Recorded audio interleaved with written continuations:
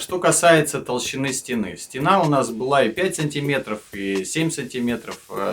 Ну, я вам так скажу, что вот на двухэтажном строении у нас толщина стены 7 сантиметров от одного купола, и так простенок 15 сантиметров и 7 сантиметров вторая стена наружного купола. Сумма данных цифр составляет 30 сантиметров, из них утеплитель 15. Вот как бы толщина стены.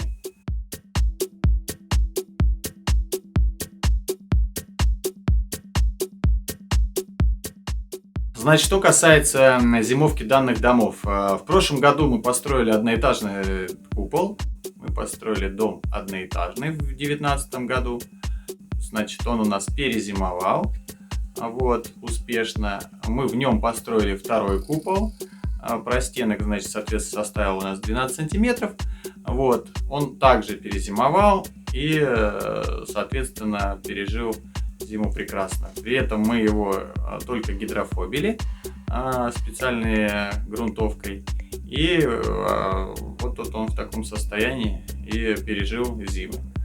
Не разрушился, не растрескался, все в принципе в норме. Вот, мы, конечно же, будем его впоследствии накрывать либо полимочевиной, либо гибкой черепицей. Вот, либо просто покрасим его краской для бассейна. Вот, ну, можно и шутить на эту тему, но все-таки как бы строение крепкое, прочное, вполне пригодное для нашего климатического пояса.